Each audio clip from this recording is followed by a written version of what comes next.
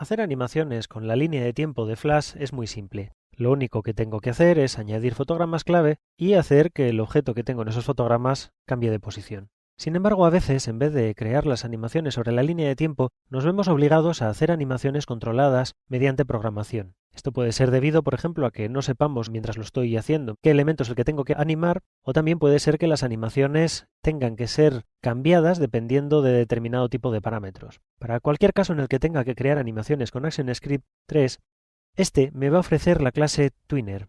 Esa clase Twinner lo que va a hacer va a ser aplicar animaciones sobre las propiedades de un elemento en concreto.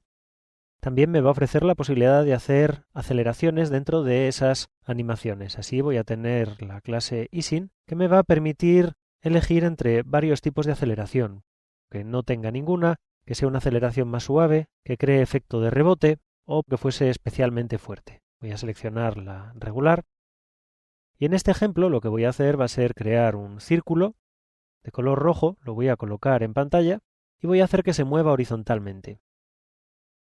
Para hacer que se mueva horizontalmente, en realidad también podría simplemente crear un detector de eventos que me detecte el enterframe y hacer que ese enterframe haga que la máscara esta que he creado, fotograma a fotograma, se mueva un píxel. De esa manera conseguiría ese movimiento, simplemente haciendo que a la propiedad X se le sumase de uno en uno. Sin embargo, esto no me permitiría ni hacer modificaciones de velocidad, ni de aceleración, ni cambiar la propiedad dinámicamente. Así que para trabajar con animaciones más completas voy a utilizar esta clase Twinner y para usarla lo que hago es crear una variable sobre la que creo una instancia de Twinner. Dentro de Twinner paso como parámetro cuál va a ser el objeto que se va a mover, en este caso el sprite máscara. Le digo, entre comillas, cuál es el nombre de la propiedad que quiero modificar, X. Le paso el tipo de aceleración. Dentro de él puedo elegir si quiero que tenga aceleración al principio, utilizaría EASE-IN.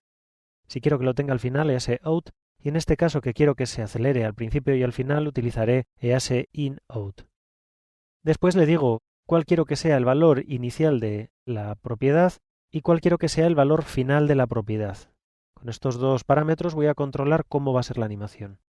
Y los dos siguientes me van a controlar el tiempo.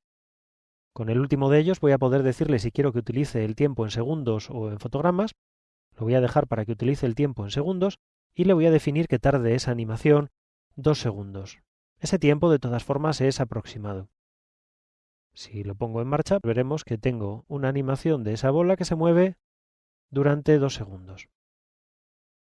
De todas formas, a veces es un poco farragoso trabajar con esta clase, y no solo eso, sino que puede generar problemas cuando trabajo con varias instancias de la clase Twinner a la vez. Para evitarlo hay bastantes clases diseñadas dentro de Internet que sirven para hacer animaciones y que se pueden descargar gratuitamente. En el caso de este ejemplo, yo me he decidido por utilizar la de Caurina Transitions Twinner. Vamos a ver cómo utilizar esta clase Twinner. No solamente me va a permitir hacer una animación con diferentes opciones de aceleración, sino que me va a proveer de más posibilidades que la simple clase Twinner de ActionScript y además me va a ofrecer más tipos de aceleración. Para llamar a esa clase, lo que voy a hacer va a ser crear una función inicio animación y en esta función inicio animación lo que hago es simplemente utilizar la clase Twinner, no necesito instanciarla, utilizar el método addTwin. Este método me va a crear una nueva animación, decirle a quién quiero animar y entre llaves, separándolo con comas, ir pasándole las distintas animaciones que quiero que ejecute. En este caso quiero que mueva la posición X hasta la 400, de tiempo le doy un 2 también, en transición elijo un tipo de transición en concreto y además le voy a decir que al acabar llame a un determinado método. Así voy a poder definir un callback, en este caso le digo que vaya a animación, e incluso le puedo pasar un parámetro con onCompleteParam. Así le puedo pasar los parámetros que quiera como un array y luego simplemente tengo que colocar esos parámetros separados con comas para recuperarlos.